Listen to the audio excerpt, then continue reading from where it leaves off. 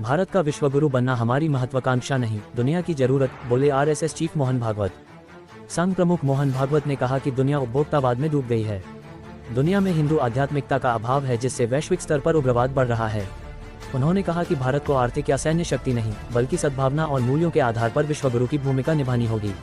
राष्ट्रीय स्वयंसेवक संघ आरएसएस के सरसंचालक मोहन भागवत ने रविवार को हिंदुओं से एकजुट होकर सनातन धर्म को और ऊंचाइयों पर ले जाने की अपील की। तेलंगाना के रंगारेड्डी जिले में आयोजित विश्व संघ शिविर के समापन समारोह को संबोधित करते हुए भागवत ने कहा कि भारत का उद्देश्य शक्ति प्रदर्शन नहीं, बल्कि विश्व को दिशा देना है। इसी संदर्भ में उन्होंने विश्वगुरु की अवधारणा पर बात करते हुए कहा कि भारत का विश्वगुरु बनना कोई उसकी व्यक्तिगत महत्वाकांक्षा नहीं, बल्कि विश्व को इसकी आवश्यकता है। हालांकि यह स्वतः नहीं होता, इसके लिए निरंतर और कठोर परिश्रम की जरूरत है, जो विभिन्न धाराओं के माध्यम से चल रहा है, जिसमें संघ भी एक महत्वपूर्ण धारा है।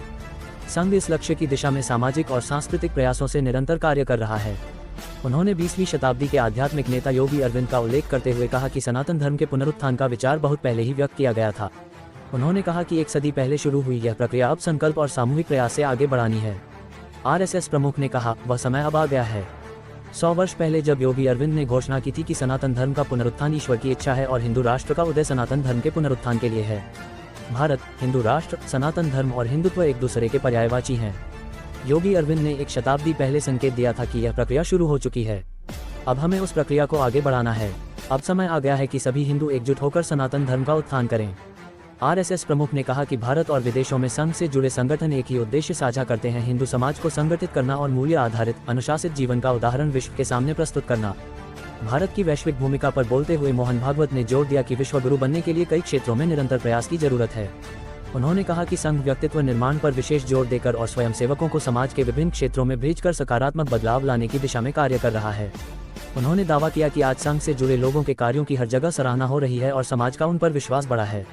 तकनीक और भविष्य को लेकर बोलते हुए संघ प्रमुख ने कहा कि आने वाले समय में तकनीक, सोशल मीडिया और आर्टिफिशियल इंटेलिजेंस आई का प्रभाव और बढ़ेगा, लेकिन यह जरूरी है कि तकनीक मानवता की मालिक न बने। उन्होंने कहा कि मानवता को तकनीक का स्वामी बने रहना होगा और मानव बुद्धि का उपयोग विश्व कल्याण के लिए होना चाहिए, न कि नकारात्मक या विनाशकारी प्रवृत्तियों के लिए। मोहन भागवत ने जोर देते हुए कहा कि तकनीक का इस्तेमाल दैवीय प्रवृत्तियों की ओर होना चाहिए, न कि आसुरी प्रवृत्तियों की ओर। इसके लिए सिर्फ भाषण नहीं, बल्कि आचरण और जीवन में इसे उतार कर दिखाना होगा। उन्होंने कहा कि जब हम अपने आचरण से उदाहरण पेश करेंगे, तभी दुनिया भारत के विचार और जीवन मूल्यों को स्वीकार करेगी।